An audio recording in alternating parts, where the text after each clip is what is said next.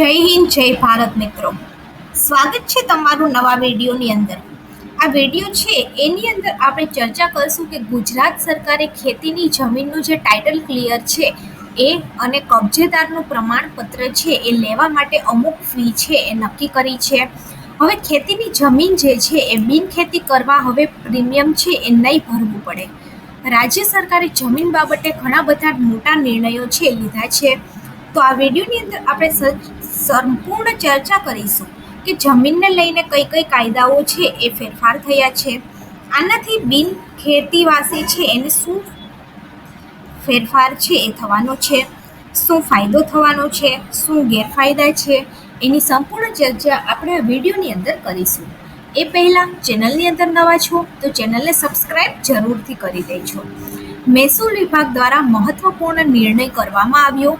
વાસ્તવની અંદર ખેતીની જમીન અંગે ટાઇટલ ક્લિયર, કાયદેસર કબજેદારનું પ્રમાણપત્ર લેવા ફી નક્કી છે એ કરવામાં આવી છે.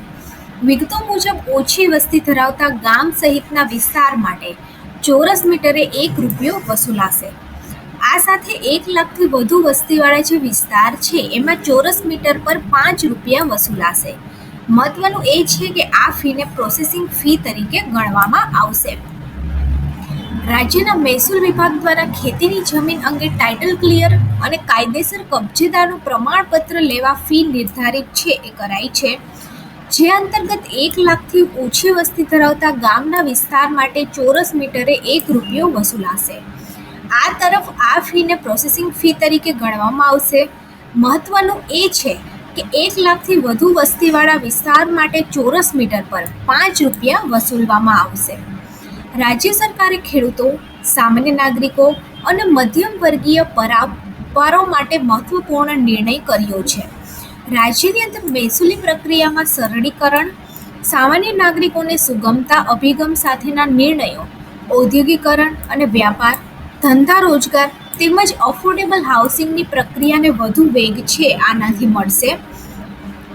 હવે રાજ્યની અંદર ખેતીના હેતુ માટે ધારણ કરેલી નવી, અવિભાજ્ય અને પ્રતિબંધિત સત્તા પ્રકારની જમીનના વેચાણ, તબદીલી તથા ફેરફાર હેતુ શરત ફેરના કિસ્સામાં સંબંધિત કલેક્ટર કે યથાપ્રસંગ સરકારની નક્કી કરેલ શરતોને આધીન પૂર્વ મંજૂરી લેવાની પ્રથા છે એ હાલમાં અમલમાં છે. ઉપરાંત આવી જમીનો શરતફેર કરવાના સમયે ખેડૂતોને જરૂરી પ્રીમિયમ છે એ પણ ભરવાનું રહે છે.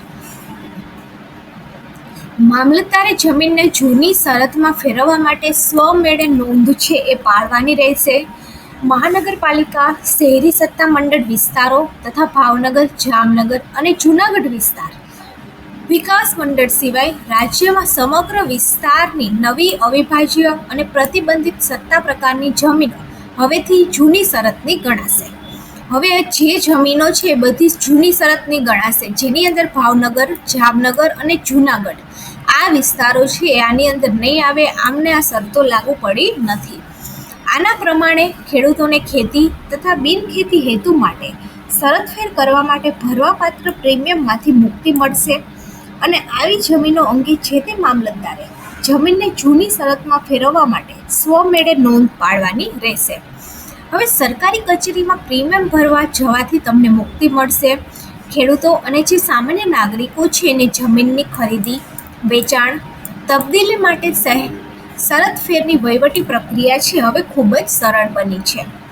બિનહેતુ માટે પ્રીમિયમને પાત્ર જમીનો ઉપર ઉદ્યોગ, ધંધા, વેપાર સ્થાપવા માટે જૂની શરતમાં ફેરવવાની જરૂર નહીં રહેવાના કારણે ઔદ્યોગિકરણ તથા વિકાસને વેગ મળશે.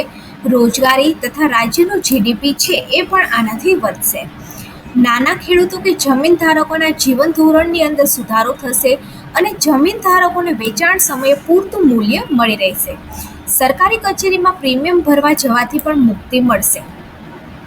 રાજ્યના મહેસૂલ વિભાગે બિનખેતી પ્રક્રિયામાં સરળીકરણ માટે મહેસૂલી ટાઇટલ અને કાયદેસર કબજેદારના પ્રમાણપત્રની જોગવાઈ પણ કરી છે. સંબંધિત કલેક્ટરને અરજી કર્યાના તારીખથી 30 દિવસની અંદર નિર્ણય કરવાની જોગવાઈ છે એ આની અંદર કરવામાં આવી છે. પ્રમાણપત્ર મેળવ્યા બાદ જો બિનખેતીની અરજી કરવામાં આવે તો 10 દિવસની અંદર પ્રીમિયમ, દંડ, રૂપાંતરણ, વિશેષ ધારો ભરવા માટે જાણ કરવામાં આવશે. અને પ્રમાણપત્ર વિના પણ બિનખેતી અરજી કરવામાં આવે તો હાલની વ્યવસ્થા મુજબ નિર્ણય છે એ કરવામાં આવશે.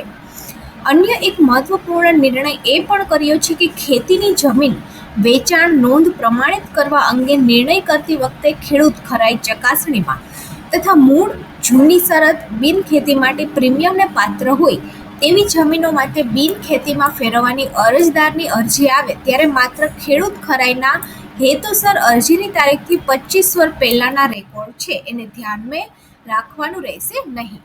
તો જો વિડીયો સારો લાગે તો વિડીયોને લાઈક કરી દેજો અને ગવર્મેન્ટ સાથી ચેનલને સબસ્ક્રાઈબ કરી દેજો.